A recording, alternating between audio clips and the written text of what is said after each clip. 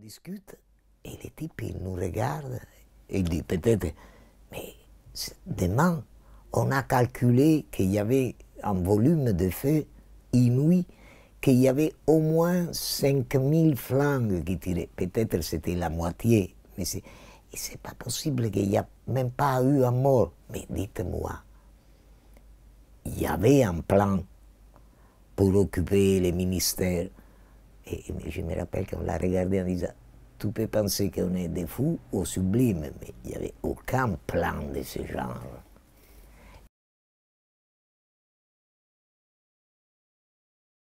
« 77,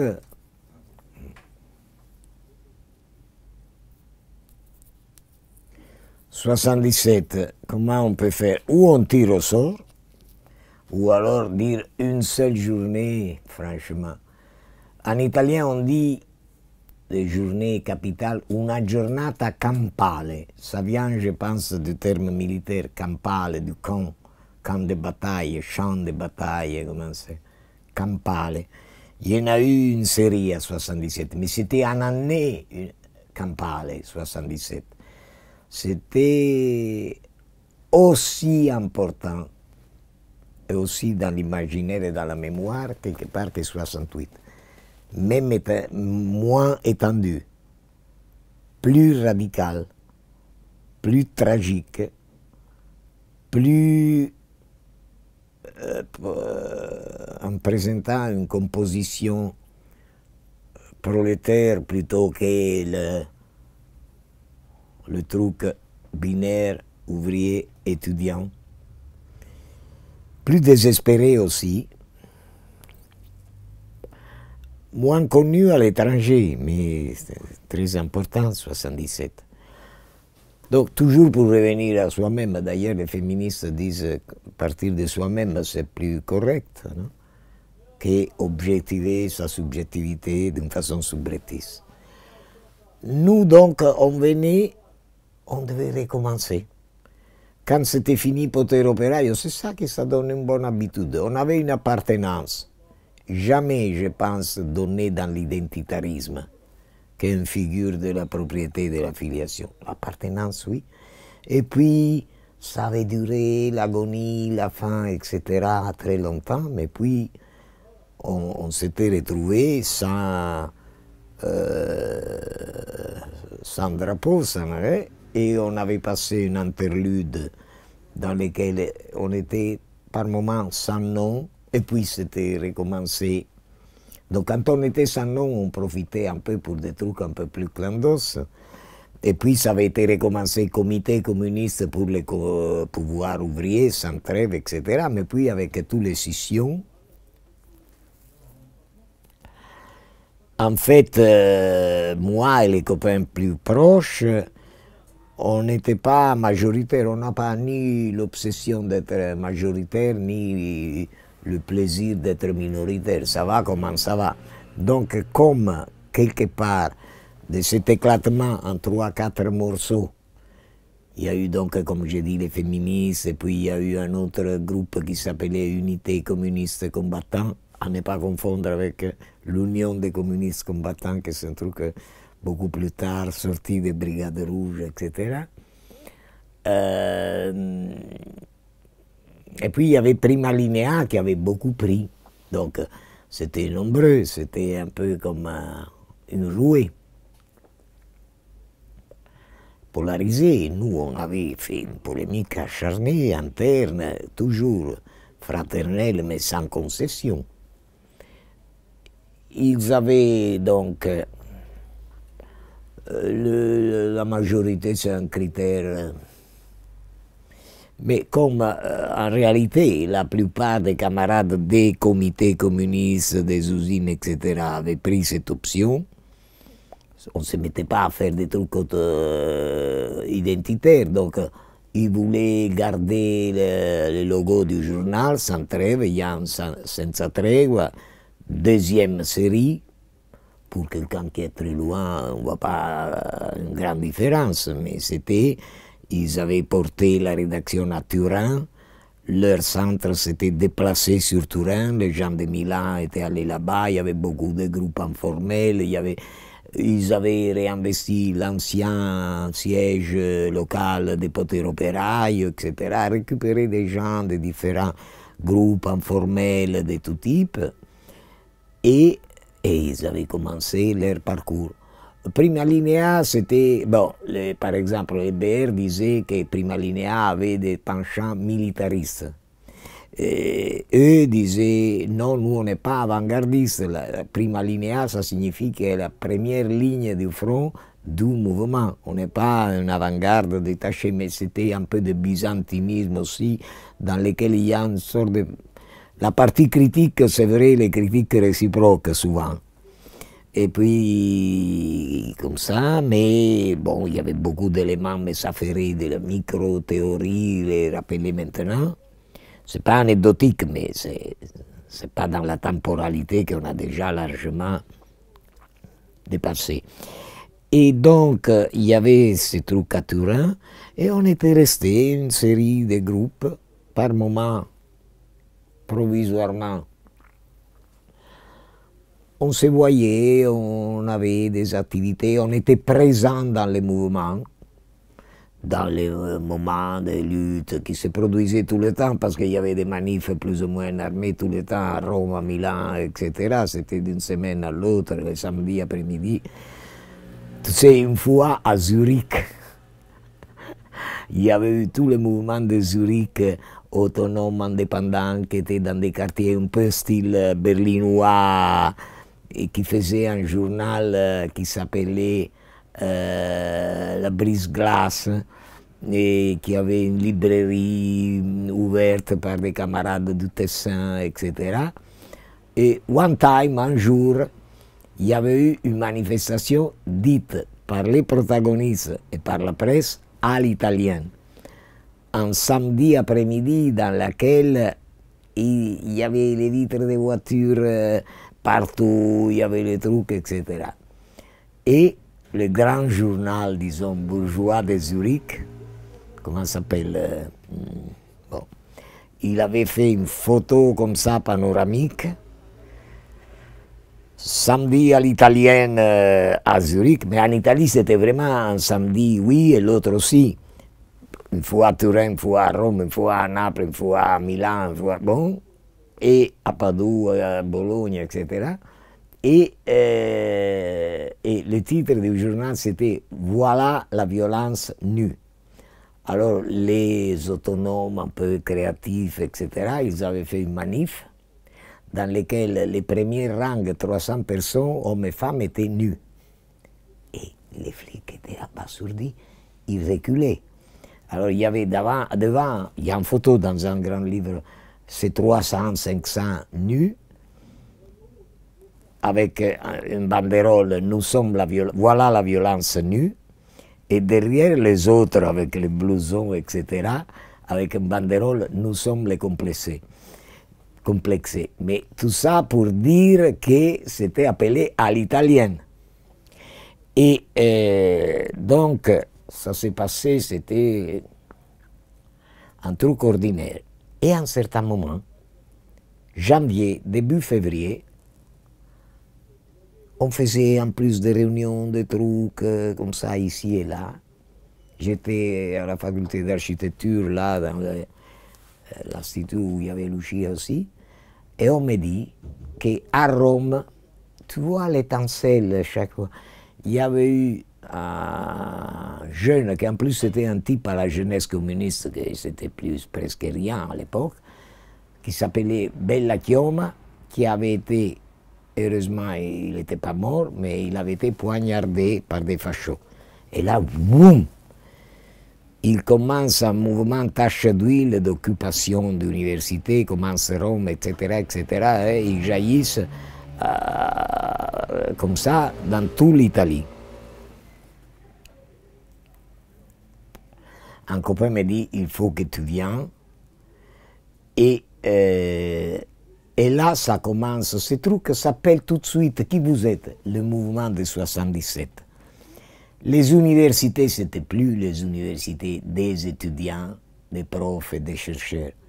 C'était des espèces de repères d'une composition de jeunes prolétarisés de tout type, comme on le disait, les Tessinois, nous, les fancacistes, les vauriens de mille métiers, non pas les vauriens, tu sais, les gens qui ne foutent rien, c'était des figures de prolétaires en même temps bien plus cultivés que l'ouvrier typique de 68, et en même temps, bon, où il y avait des trucs qui sont jamais, il n'y a rien qui naisse vraiment comme inédit absolu.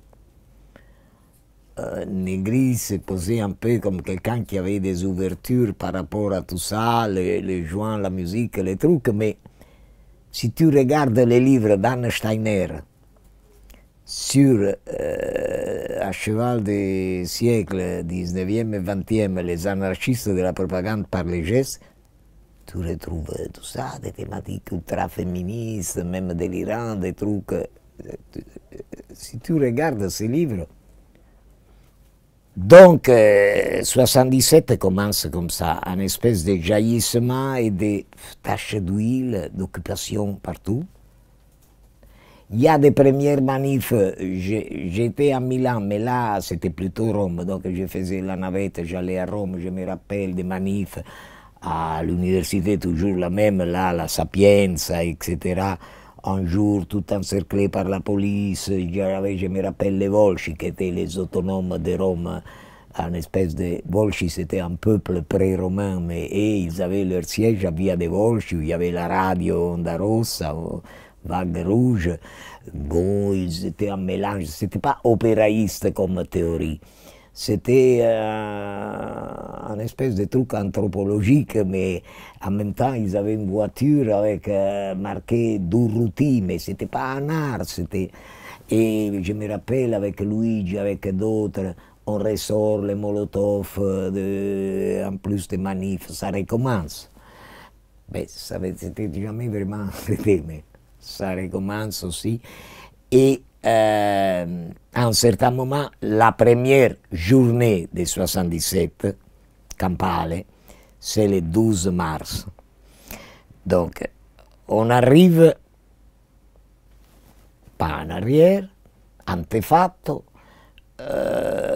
on lance une espèce de grande rencontre de tous les mouvements de 77 qui se tient pendant des journées à la faculté de chimie à Rome le 26, 27, 28 février.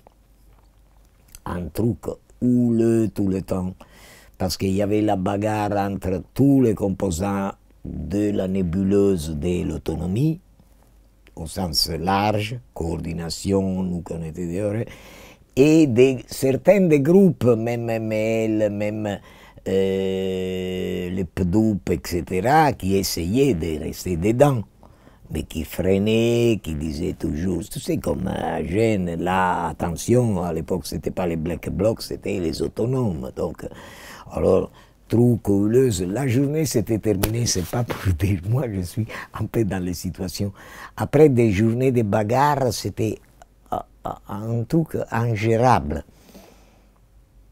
J'ai demandé la parole au milieu de ce bordel parce que tout s'était polarisé sur un texte. Il y avait eu Manif à Rome dans laquelle on voyait deux camarades, que c'était nos camarades, parce qu'à l'époque c'était toujours des fusillades, il n'y avait pas mais des fusillades un peu symboliques, qui à Piazza Indipendenza, à côté de la gare de Rome et de l'université, il y avait tout le monde qui tirait.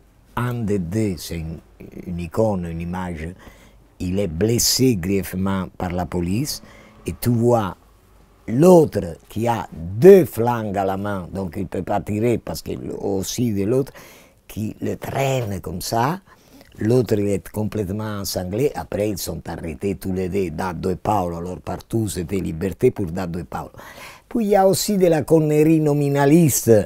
Là, le truc se polarise sur les faits. Dans les communiqués, il fallait écrire liberté pour les militants communistes révolutionnaires ou pour les combattants communistes révolutionnaires. Alors, et les autonomes, et les autres peut-être des BR, des trucs qui parlaient comme autonomes, etc., on disait les combattants. Et les autres, ils voulaient mettre militants. Alors nous, la critique du militantisme professionnel, eux, la critique du militarisme combattant, etc., c'était, mais à coup de chaud, les gens chassés de l'estrade à parler, tout le... C'est un moment, je lève la main, mais peut-être j'ai pris les gens par fatigue, mais c'était pas un calcul. J'arrive avec une gueule de con dans Angélique et je dis, mais pourquoi toute cette bagarre? On fait une médiation, on va mettre liberté pour les militants, virgule, les combattants communistes, et les autres, peut-être pour la fatigue, oui, approuvé à l'unanimité. Les jours après, ils manifestent ce qu'ils ont nous appris par un sophisme. C'était à la mode cette expression, la prévarication, on le dit en français, du mouvement. Alors moi, que je répondais, ah bon? Ah, Lucio Magri, le pauvre, il s'est suicidé avec un suicide d'euthanasie il y a 2 ans. Il avait 20 ans plus que moi, il avait été député, il venait de... J'ai dit, mais regarde un peu maintenant, Lucio Magri qui est prévariqué par un type comme moi, que je suis un mauvais garçon, mais regarde un peu, etc. Parce qu'ils avaient compris que pour nous, c'était bien mettre les deux. Pour eux, par contre, combattants, c'était... Alors après les bagarres à Milan, quand je rentre à Milan, les gens qui sifflaient en disant voilà, il y a eu prévarication, de trucs pas possible. Mais il était sorti ces communiqués final qui lançait une manif nationale à Rome pour le 12 mars. 15 jours après. Le 12 mars, il s'annonce déjà parce que le jour avant ou le matin même, à Turin, il y a une action des Brigades Rouges qui abat un type de la Digos qui était considéré un tortionnaire. La Digos, c'était les flics, la squadra politica, comme on dit, qui s'appelait Ciotta. Le groupe qui l'a fait, il y avait aussi le chef de la colonne qui après était repenti, lui il n'a pas fait de tôle, mais les autres ils l'ont fait 24 ans de tôle et tout. Donc il s'annonce avant le 12 mars, à Turin il y a ça, et à Bologne, au cours d'une manif du mouvement de Bologne, où il y avait aussi les Radio Alice, Bifo, les dites créatives, etc., il y a une manifestation du mouvement pour aller interrompre un meeting de Communion et Libération qui était ce mouvement catholique intégriste qui après confluait dans la démocratie chrétienne et qui changeait beaucoup les formes d'action du mouvement. On disait qu'à Milan, à 68, il y avait eu tout ce qui s'appelait la GS, jeunesse... je ne sais pas, qui était une organisation ecclésiale dont l'aumônier s'était nommé Don Giussani, qui avait glissé entièrement dans le mouvement, surtout dans lotta continua. Et après, lui, Giussani, il avait repris les pas en créant une organisation qui, par contre, c'était vraiment une espèce de calque renversé. Tu vois là, le désir mimétique des formes gauchistes du mouvement, mais c'était vraiment des personnages. Donc il y a cette manif, la police tire et tue un camarade. Donc on arrive au 12 mars avec déjà un mort dans le camp de l'ennemi, un mort dans notre camp, tu peux imaginer. Nous avions fait un grand feuille qui s'appelait encore le communisme n'est pas un programme, une boulangerie du futur, un modèle de nouvelle société. Nous appelons communisme le mouvement réel. Et ça s'entend. Le titre c'était La piazza statuto de l'ouvrier social. Il faut dire que l'expression ouvrier social qui avait été utilisé par Negri, ça nous plaisait. de l'ouvrier masse à l'ouvrier social. Donc, et puis, dans une attaque de mégalomanie, parce que moi, je suis facile avec les démons, il y en a qui l'ont de l'informatique, moi, c'était de l'imprimerie. Donc, j'avais trouvé un camarade qui m'avait trouvé une imprimerie à Rome. On avait fait 30 000 exemplaires de ces feuilles. On arrive à Rome, j'arrive à Piazza Isedra, où il y avait le rendez-vous, le 12 mars, sur un camion, avec des montagnes de journaux, il pleuvait des cordes, donc les journaux ont circulé, mais il y en avait un millier qui se sont perdus dans la bulle. Et je suis là à m'orienter, j'essaye de trouver des gens un peu tranquilles qui pouvaient distribuer les journaux et aller avec les gens. Et on voit, il y a des retrouvailles, des trucs, hein, et je vois de loin un énorme, pour te dire, banderole, et je dis, mais qu'est-ce que c'est? Ça semblait de loin Brigade Rouge. J'ai dit, oh là là, ils sont... Non, c'était Briganti Rossi, c'était des groupes du Sud, Fiora, Piri, Premier Feu de Guérilla, des groupes de Calabre, etc., hein, qui étaient venus avec un truc, les brigands, c'est le brigandage dans le Sud. Hein. Et puis il part ces cortèges, tu ne peux pas imaginer, sur la pluie.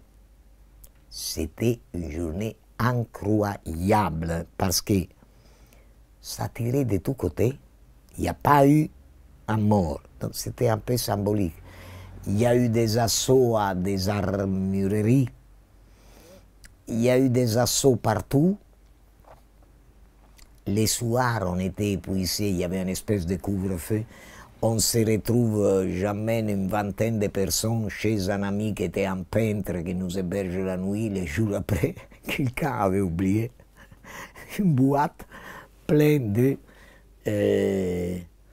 pallottole, comme on dit, projectiles pour la chasse au rhinocéros.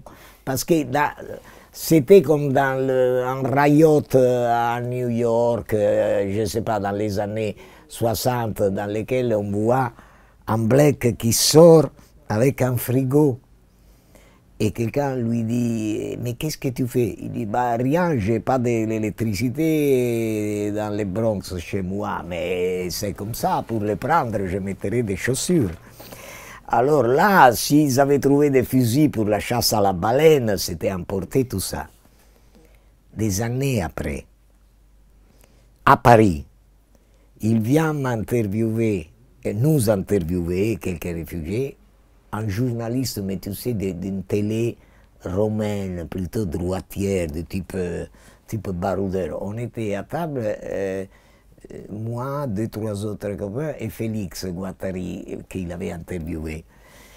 Et on discute, et le type, il nous regarde, et il dit, peut-être, mais demain, on a calculé qu'il y avait un volume de feu inouï, qu'il y avait au moins 5000 flingues qui tiraient. Peut-être c'était la moitié, mais c'est pas possible qu'il n'y a même pas eu un mort. Mais dites-moi, il y avait un plan pour occuper les ministères. Et je me rappelle qu'on l'a regardé en disant, tu peux penser qu'on est des fous ou sublimes, mais il n'y avait aucun plan de ce genre. Et lui, il parlait convaincu. Donc ça a été cette espèce d'épiphanie qui inspirera à Piperno une Hendiade. Parce que de citer un vers de Yeats, je pense, le poète anglais, la terrible beauté de ce 12 mars. Puis le mouvement reprend son cours partout, etc. Et puis je pense que 4-5 jours après, 17-18 mars, peut-être le 16 encore, anniversaire du banque qui me tombe, et après, 2 ans après, de l'enlèvement Moreau, 16 mars. Là, je n'étais pas là parce que j'étais rentré à Milan, parce qu'à Milan, le même jour, c'était un jour de grève générale nationale. On avait préparé et réussi une manif dans laquelle ça faisait une citation de vraiment l'inx-communisme, les insurgés Max Hölz, les KAPD d'Hambourg, etc., les internationalistes, parce qu'il y avait donc la Piazza Duomo à Milan, qui était la place des comizi syndicaux pleine, et nous on arrive un peu avec un cortège de, comment appeler, antagonisme ouvrier, surtout, mais c'était, qui était carrément, évidemment, comme armée. C'est passé rien ce jour-là, mais on a traversé la place. C'était comme si c'était une manifestation insurrectionnelle qui allait comme... et les autres, ils se sont ouverts, et puis, donc c'était une espèce de preuve comme ça. Je ne me rappelle pas si à la fin on a eu des trucs, quelques supermarchés, etc. Mais ça c'était d'ordinaire administration. Donc j'étais à Milan et en même temps à Rome. Je pense les mêmes jours. Il se passe un chef-d'œuvre.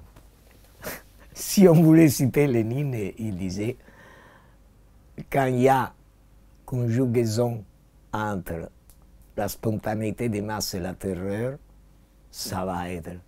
Donc, il avait fait leurs apparitions, la composante dite des créatives, les Indiens métropolitains, Radio Alice, Bifo à Bologne, d'autres à Rome qui faisaient les détournements, des trucs un peu de dérivation situ, spectaculaires, etc.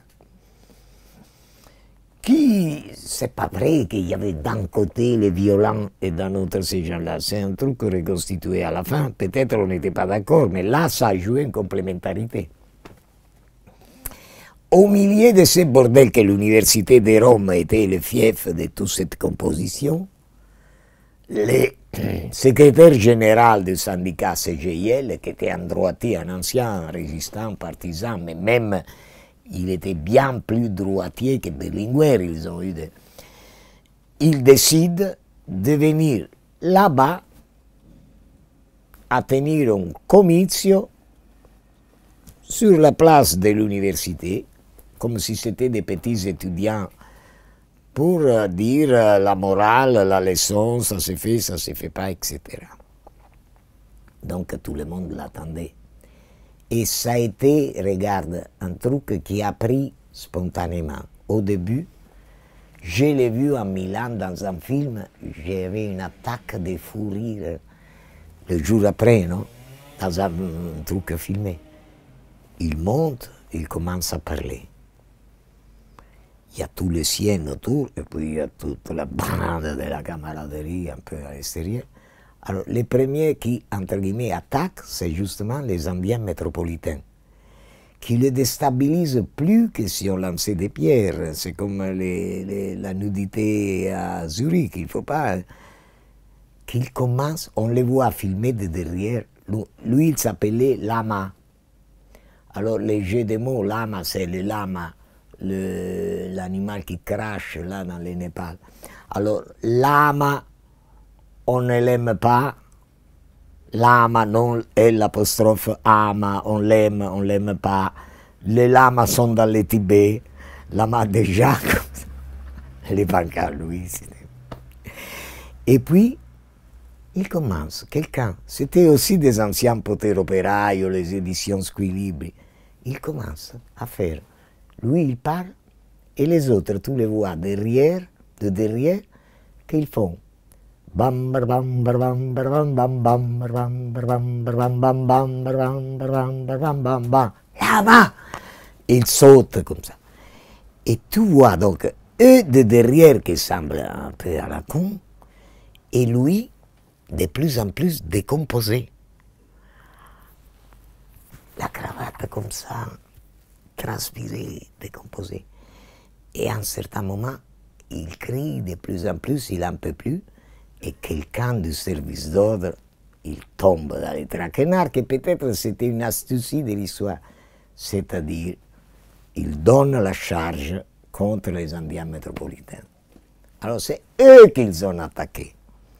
Alors là, tous les copains, tu voyais Luigi, etc., les copains de Volsci, les nôtres, etc., qui contre-attaque, et tu vois ces servis d'ordre de la CGC, comme si c'était ici de la CGT, etc., qui sont abasourdis, qui sont bons. Tout le camion avec il est fait en 1000 morceaux. La main qui s'échappe protégée par un précaré des gens, les autres qui se retournent, et une charge, mais sans après les laisser trop par terre, mais c'était une charge faramineuse.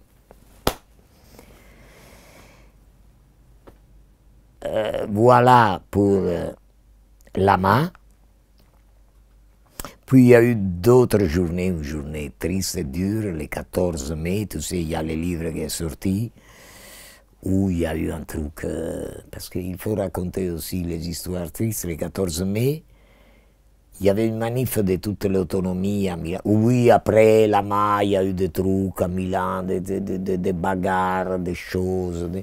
Mais le 14 mai, c'était une manif qu'on avait déclarée pour soutien à un groupe d'avocats du Secours Rouge, un peu de la palette qui défendait les autonomes, les brigadistes, etc., quelqu'un après, qui avait été arrêté. Donc on fait une coordination des autonomes et apparentés et on décide, ça peut se faire, qu'une manifestation, une fois n'est pas coutume, ça peut être aussi pacifique. Moi je me rappelle d'avoir fait une intervention en disant ben, les autres, les légalistes, et ils sont des hommes à une dimension. Ils ne peuvent pas décider une fois de tout d'en découdre et de tout casser. Mais nous, on n'est pas des hommes à une dimension. On peut même faire une manifestation pacifique s'il le faut, parce que nous, on a plusieurs dimensions. Donc là, on a des otages dans leurs mains. On a décidé qu'on fait une manif de propagande. Cette fois-là, il faut, ce manif sort, il passe sous la muraille de la prison de San Vittore, avec une tension énorme, énormément de police, et puis il y a un groupe que maintenant ils ont fait un livre sur ça, il y a un petit groupe qui sortait de Rosso, je ne veux pas savoir s'ils étaient, qu'à un certain moment, il sort, il vient en avant cagoulé, etc., 4-5 avec les pistolets. Ce qui m'a sauvé, c'est que moi et un autre camarade de notre groupe, on lui dit, mais qu'est-ce que vous faites? On avait décidé comme ça, laisse tomber, tirez-vous, etc. Un autre me dit, non, t'inquiète pas, tout est sous contrôle. Et puis, on entend les coups, ils ont commencé à tirer. C'est l'image célèbre comme ça. Mais l'image du type qui tire, c'est une autre histoire enchevêtrée, parce que c'est pas... Alors, eux, ils tirent, la police commence à répondre, et alors, moi et un autre, nous montons sur une voiture pour faire partir les gens du cortège pour rentrer vers le centre. On ne savait pas qu'il y avait un flic qui était mort. Puis ça s'enchevêtre les faits. Les types qui tirent, c'était 3 lycéennes qui après ils ont été mis hors cause du fait pour les expertises balistiques. Ils n'ont pas été portés responsables d'avoir tué l'agent de police. Simplement, des gens de Communion et Libération, leurs copains d'école, ils les ont reconnus sur une photo, un photographe avait eu la belle idée, c'était un peu un gauchiste, de vendre un journal de soir, et ils les ont dénoncés, donc ils les ont foutus en tôle, quelqu'un après est venu à Paris. Mais surtout, nous, on arrive à côté de l'université statale où il y avait un comizio syndicale, et tout d'un coup, le bruit se répand qu'il y a un mort, donc il y a la chasse à l'autonome. Et là, c'est les staliniennes là de l'MLS, donc ils font mine de ne pas voir moi, André, d'autres copains, parce qu'ils ne cherchaient pas les trucs, parce qu'on s'était suffisamment bagarré, menacé, etc. Mais ils laissent par terre 2 jeunes autonomes qui en plus ils sont ramassés par la police, ils se font une semaine de tôle, etc. Et puis c'était... En même temps, la police arrive chez nous, ils sont d'en bas, Lucia a la présence d'esprit de se tirer la porte derrière et d'aller chez les voisins pour téléphoner. Les flics arrivent en disant où est votre mari? Et Lucia lui dit attendez, parce qu'à l'époque, après l'affaire Valpreda, c'est vrai qu'en Italie, il y avait un système de garantie presque unique au monde. C'est comme le fait que la fermeture, la loi Basaglia sur les asiles psychiatriques, une fois Cossiga avait dit nous sommes les pays les plus libres au monde. Alors les gens, les voces, disaient ce n'est pas vrai. Et moi j'avais créé en disant ben oui c'est vrai, mais c'est du fait des luttes qui ont emporté ça et ça dure, c'est que ça dure, c'est pas inscrit, c'est un rapport de force. Et donc les flics ils ne pouvaient pas faire une perquisition s'il n'y avait pas un avocat, figure-toi. Donc, avec le prétexte d'appeler l'avocat, les autres vociféraient en disant Lucia, quel avocat? Dites à votre mari où on l'attrape. Et Lucia appelle une amie qui avait été une ancienne estafette partisane qui est morte maintenant. Elle était un de ces types de staliniens imaginaires, elle était très écologiste dans une radio, et elle lui dit, elle était âgée, qu'est-ce que j'ai fait? Elle a dit, attends, je téléphone, en tant que journaliste, elle téléphone au chef de la Digos en disant, on va faire un scandale, vous sans mandat de perquisition, vous faites irruption, vous allez voir, etc. Alors l'autre, le chef, appelle les agents pour les retirer. Il part en disant, dites à votre mari que si on l'attrape partout, faites attention, ils s'en vont. Donc j'appelle, on n'avait pas le téléphone qui avait été coupé à cause toujours, comme d'habitude, et donc j'appelle toujours chez les voisins, Lucia me fait comprendre de ne pas rentrer, on va chez des gens, des amis, etc. Et puis, ce qui, au fond, m'avait un peu sauvé, c'est que les journaux du soir, ils disaient, ah, Scalzon et Bellini, ils ont essayé, pour une fois, de retenir les quatre qui sortaient. Et donc, après, j'ai fait une espèce de mi-cavale, parce qu'on m'avait convoqué comme témoin. Et moi, j'avais dit, je ne viens pas témoigner, je me refuse. Donc, il y avait un mandat. C'est pas un mandat d'arrestation, c'est un mandat où tu rencontres, on t'attrape et t'amène devant les juges par la force. Ça s'appelle, je sais pas. Oui, mais d'amener pas pour être arrêté, pour être témoin. Je me refusais, mais alors, comme c'était pas un grand risque, j'étais un peu en cavale, mais on organisait des trucs devant l'Alfa Romeo, figure-toi, les syndicats, ils ne viennent pas comme enseignants. Parce qu'il dit qu'il est malade, il vient provoquer devant l'usine à tenir des trucs, bon. Et puis à la fin, ils ont dû céder. Je dis, si vous voulez quelque chose, vous me faites une convocation en tant qu'inculpé, indagato de quelque chose. Donc à la fin, ils m'ont convoqué, donc c'était avec avocat pour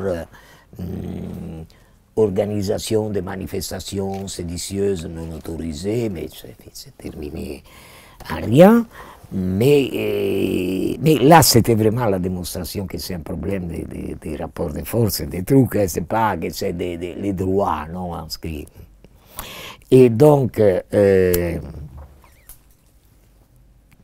après, il y a l'été, il y a de nouveau des trucs internes, des trucs, les banques, les scissions, les choses, etc.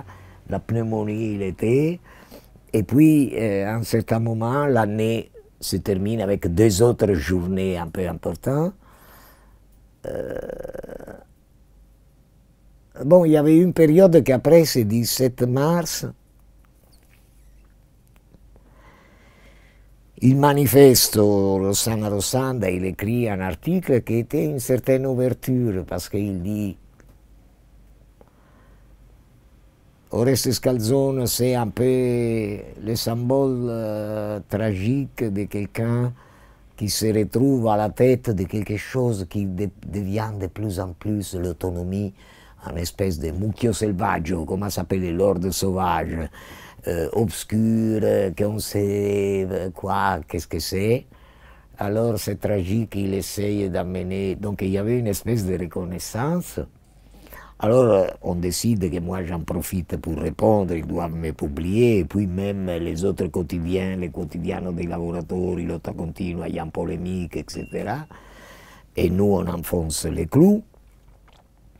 Et puis il y avait en Italie encore une grande campagne, un peu d'opinion, pour faire, formalement ça s'appelle l'extradition, pour faire renvoyer en Italie Petra Krause, qui maintenant qui était une militante anarchiste allemande, qui avait été dans l'entourage RAF du début, qui était venue à Milan, qui à Milan, il avait fait beaucoup d'entraide pour les camarades à cause d'un connard qui l'avait traité comme on ne traite personne, même pas un bourgeois d'appui, parce que ça ne marche pas à faire les furbes avec les gens. Si tu demandes une voiture à quelqu'un, c'est judicieux lui dire que tu lui demandes et tu lui dis, si tu lui demandes de tenir une valise, c'est mieux lui dire, ben, écoute, il y a des armes. Même si c'est un bourgeois, s'il te dit oui ou non, mais si tu lui dis qu'il y a des dictionnaires et après l'autre il se retrouve que tu l'as arnaqué, c'est une fabrique de gens qui après ils dénoncent d'autres gens et va dans le ressentiment. Donc un idiot d'autres zones, etc., il avait utilisé sa voiture pour faire un changement de voiture après une belle action qu'ils avaient fait les gens plutôt de Rosso, collectif politique ouvrier, que c'était leur truc, un sabotage de la ITT, de la filiale italienne de la ITT, la multinationale qui était très impliquée dans les coups d'État en Chili. Mais Petra, elle avait dû partir en cavale, et puis elle avait été arrêtée en Suisse. Elle était en Suisse dans des conditions de détention terribles. Et donc, il y avait tout un mouvement d'opinion avec Dario Fo, Franca Rame pour la ramener en Italie. Donc, on demandait qu'elle venait en Italie, et la Suisse ne voulait pas. Serait passé pour l'autre qui était en Amérique, comment s'appelle, toute la campagne pour la fille qui après elle a été ramenée en Italie parce qu'il disait les Suisses, comme après les Américains, oui, en Italie, après ils vont sortir et tout.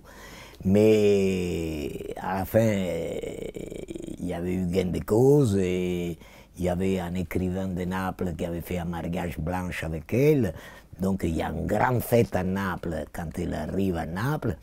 Moi, j'étais bloqué en Toscane, j'avais une pneumonie, et donc j'ai écrit une lettre ouverte à Lotta Continua en disant, bon, c'est très bien, on est content, mais ça serait le cas. Bah, tu peux dire qu'aujourd'hui, ça serait impensable, mais c'était différent en Italie, non? C'était comme, ça serait le cas, c'était comme essayer de faire des percées et que de dire, nous, on est anti-électoraliste, etc., mais on décide que qui le veut peut voter les candidats de Lotta Continua dans les listes. Tu sais, c'était des trucs qui ne touchaient pas.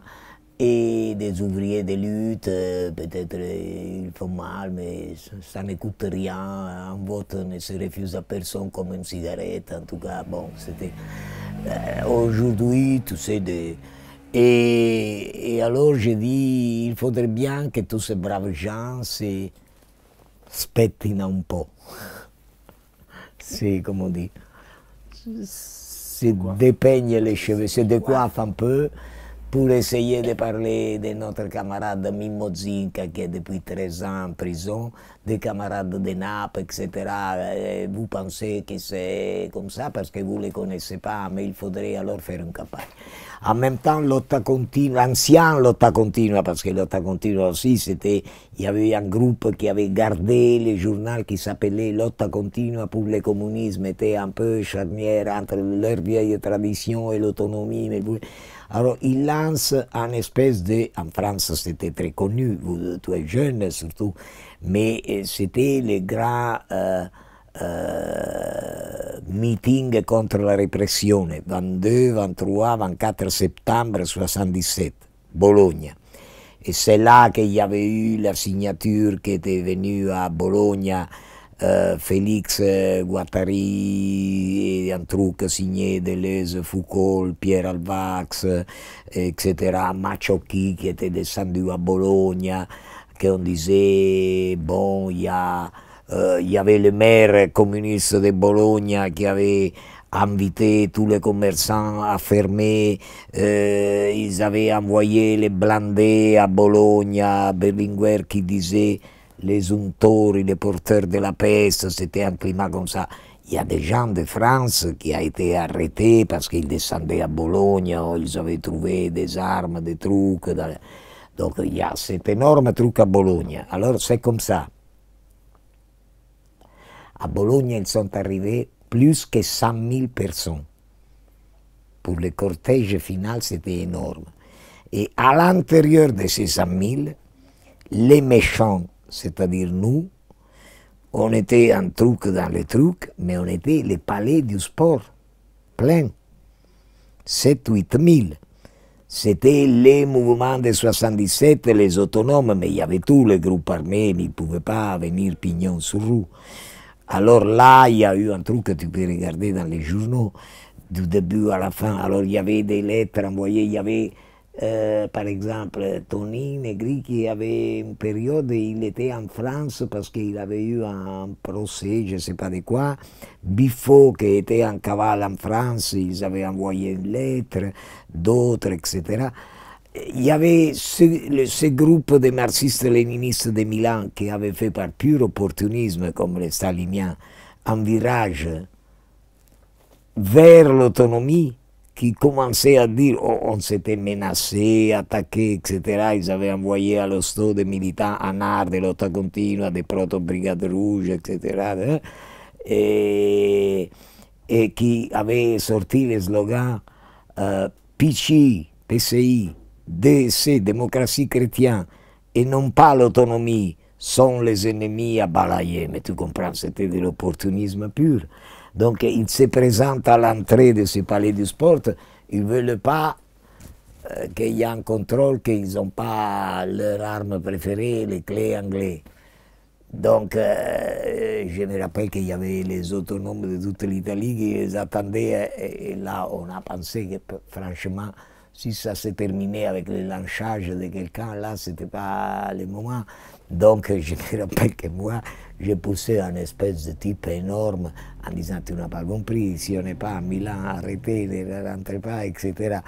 Et puis des trucs hulés, à un certain moment, quelqu'un qui après est devenu sénateur, député vert, qui était de lotta continua, il vient parler, mais c'était vraiment de la provoque verbale, pour déchaîner les passions. Donc tout le monde était debout et nos copains, à ce moment, on avait créé de nouveaux comités communistes révolutionnaires, on avait fait un opuscule, etc. Alors nos copains de Bologne, etc., qui ne pouvaient pas blairer ces gens, mais qu'ils étaient autour pour éviter qu'ils finissaient pour être lynchés. Et donc, à un certain moment, c'était une bolge, un bordel. Donc, on essayait de parler, mais je me rappelle que moi, je monte sur la table, avec le microphone, la table, rien à faire. À un certain moment, une idée à la con, à avoir honte. J'attaque à chanter l'Internationale. Et tout le monde, c'est comme Orfeo Negro, se calme, les journaux, etc. Ça se termine. Les jours après, mais là, parce qu'il y avait des idées, franchement, il y avait des gens qui pensaient réellement qu'on allait faire un assaut à la prison de San Giovanni Monte. Là, aurait été vraiment terminé dans ce massacre. Donc, il y a une espèce de cortège final énorme, etc. Et ça se termine. Parfois, il y a aussi ça, parce que nous, on est insurrectionnalistes, mais c'est pas qu'il faut tomber dans tous les traquenards, non? Parce que je me rappelle dans une interview avant, avoir dit d'une façon indirecte, tout ça, est-ce que vous pensez que nous, on est si cons de venir à Bologne pour faire la mise à sac de Bologne dans un seul week-end? Nous, on vient pour discuter les formes de sabotage, de lutte dure, même armée, mais ce n'est pas qu'on va faire une vitrine, parce qu'on ne va pas se mettre dans la silhouette que vous avez déjà tracée sur les miroirs, etc. Donc ça avait ouvert un débat. Tu sais, parfois, s'il y a un truc, un trip comme ça, et puis quelqu'un lève la main, il dit, est-ce qu'on est vraiment sûr? Et alors tu vois que tu casses une dynamique que ça peut être un peu hallucinogène. Donc c'était aussi un moment. Et là, cette assemblée au Palais du Sport, ça s'est conclu avec un autre truc. Tu sais, d'un Palais du Sport à l'autre, Turenne à 69 et Bologne, avec une proposition que, dans les cas d'espèce, moi j'avais lancé de faire un hebdomadaire national de tout le mouvement 77, groupe autonome, groupe armé, trucs, etc. Et pendant un an entier, on a fait des réunions pour y parvenir. Et à la fin, le projet, ce n'est pas qu'il est sauté sur la ligne de clivage, à la limite, comme on se la raconte, je ne sais pas, les Brigades Rouges, ils ne participaient pas ouvertement, mais c'était, disons, entre les groupes armés, à proprement dire, les autonomes, les méchants, les bons.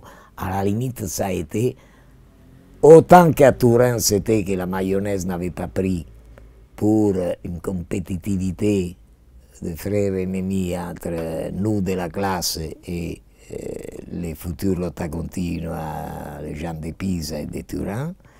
Et là, c'était plutôt entre nous et les collectifs politiques ouvriers, c'est-à-dire dans l'archipel de l'autonomie, les groupes qui faisaient référence surtout à Tony Negri, mais pas pour des raisons tellement de contenu. C'était qu'il y avait une espèce de méfiance qu'on a terminée dans une espèce de fair play, mais eux, ils ont fait une revue qui s'appelait Magasins, et nous, on a fait Métropolie, les préprints de Métropolie, etc.